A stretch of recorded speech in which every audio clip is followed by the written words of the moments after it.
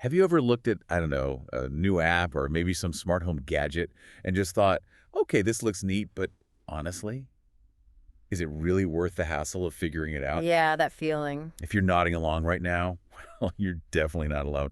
Our sources show about 13% of adults, 50 and older, feel that way, that new tech just isn't worth the trouble. But here's the thing, it's sort of unavoidable now, isn't it? Exactly. AI isn't some future thing. It's here, and it's growing like wildfire. I mean, the global market, it's projected to hit almost $675 billion by 2030. Wow.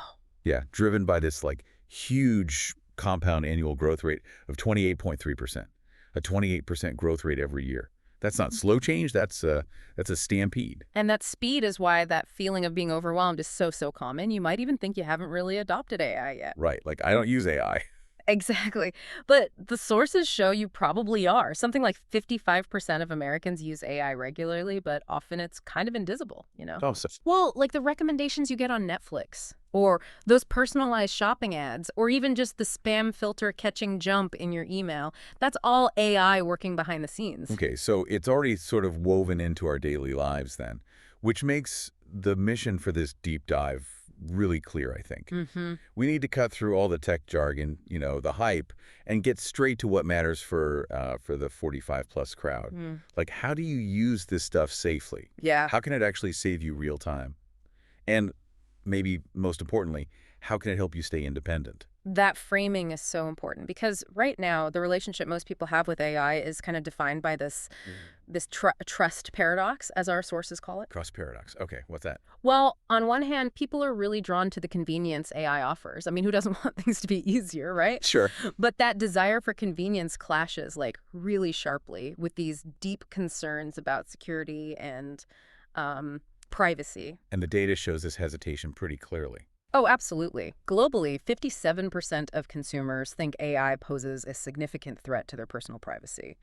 But when you look specifically at the 45 plus demographic, Yeah. the threat feels much more immediate. It's financial, it's personal. The rise of these really sophisticated AI powered scams, that's incredibly effective and frankly, terrifying for many.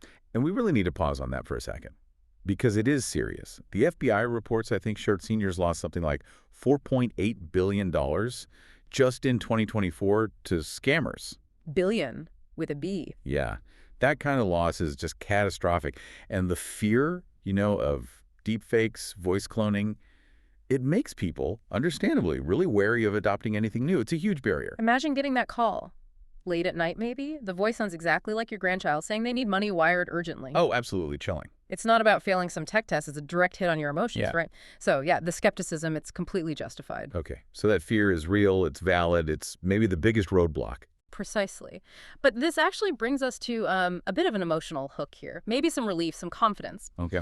When we look at why older adults might hesitate with AI, the sources are really clear. Yeah. This is not about a competence gap. It's not that people can't learn it. Right, it's an application gap. Exactly. The real hurdle isn't ability. It's just a lack of positive, low-risk, firsthand experience. People haven't found that practical, immediate benefit yet that makes navigating the perceived risk feel worthwhile. So what does that application gap look like then? How do we bridge it? Well, the experts suggest starting small, low stakes, maybe ask an AI to summarize the itinerary for a trip you already planned. Okay, low risk, useful maybe? Right. Versus, say, asking it to manage your sensitive financial data straight off the bat. One feels like curious exploration, the other feels like high risk, high anxiety. And what's really interesting is the data backs this idea up, right? It does. Older adults who have actually used AI are perhaps surprisingly more likely to trust it than those who haven't dipped their toes in yet. So once you have that positive experience, that aha moment where it actually helps. The trust starts to build. It follows naturally. Okay. And to make that first step feel safer, what are users asking for? One key thing, transparency, radical transparency. A huge number, 92% of adults 50 and older, say they want to know, like upfront and clearly, if they're interacting with a person or with AI. No digging through menus or fine print. Exactly. They need that clarity to feel in control. That makes total sense. Knowing the source is step one for building confidence.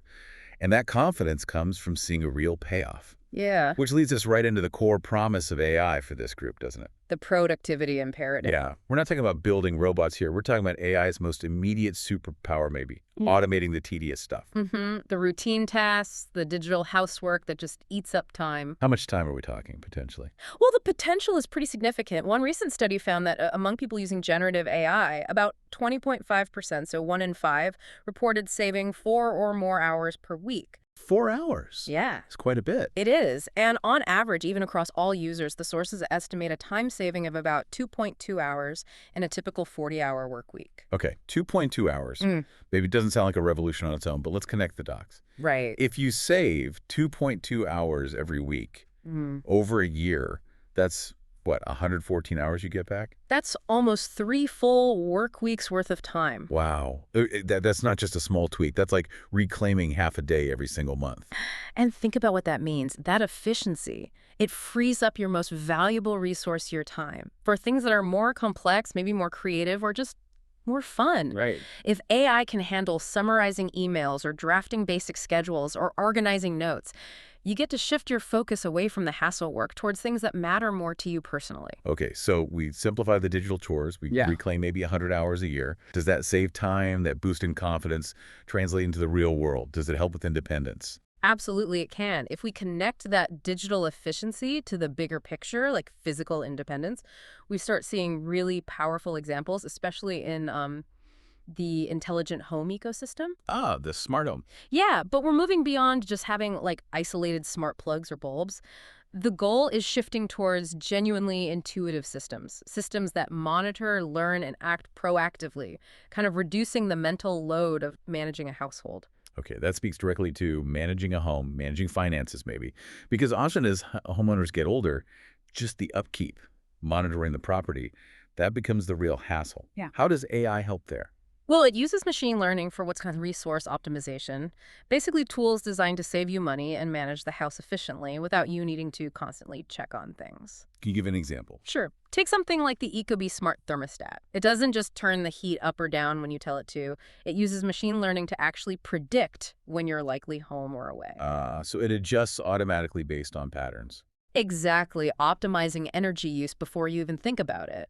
Or consider the flow-by-in water monitoring system. Okay, water monitoring. Yeah, it learns your household's typical water usage pattern, sets a baseline. Then if suddenly a pipe bursts or a toilet starts running constantly, It flags it. it detects that anomaly instantly. And in many cases, it can automatically shut off the water supply to prevent, major flooding and huge repair bills. Now that is a tangible benefit. High value stuff. Mm-hmm. It's about maintaining your home, saving money, and definitely reinforcing independence by taking some of that worry off your plate. Exactly. Okay, so we see the potential reward. Let's talk about the path forward. We know the hurdles: fear of complexity, confusing devices, tiny text on screens. The solution, it seems, comes down to simplicity, design that focuses on the user, and really practical education. Yeah, the complexity of tech manuals alone can turn people off immediately, right? If a gadget has 20 features, but you only really need 3. Focus on those 3. Right. The design should make those core functions easy to access, not overwhelm you with the 17 others you might never use. And the education needs to match that practicality.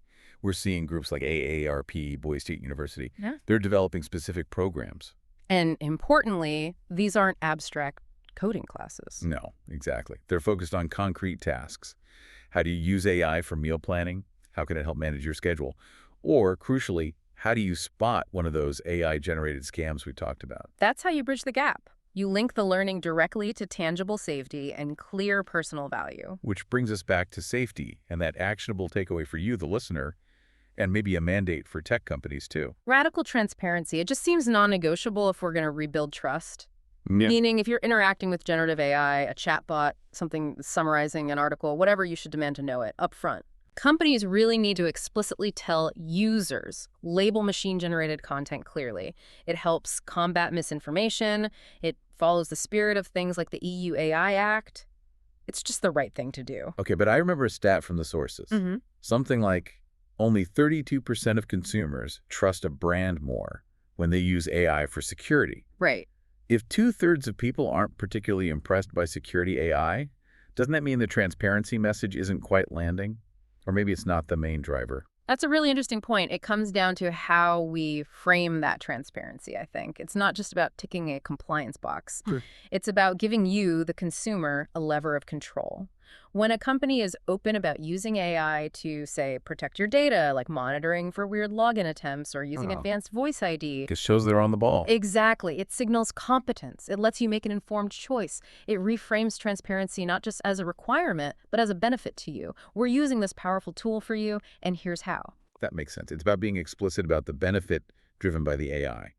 Okay, so as we wrap up this deep dive, what's the big picture takeaway? Well, I think the core message is that AI is here. It's part of the infrastructure now. But getting comfortable with it, succeeding with it, Yeah. it doesn't mean you need to become a tech expert. Right. It's about focusing on simplicity, safety, and finding those clear, tangible benefits for your life. And the biggest hurdle, honestly, is often just getting started. Finding that one tool, that one application that gives you a clear win. Like automating your schedule to free up time for family. Or installing that smart water monitor that prevents a costly disaster. Once you have that positive firsthand experience, just dip your toe in. The confidence really does seem to follow. Yeah. And maybe, just to leave you with a thought to chew on, building on this idea of AI handling the routine stuff. Okay.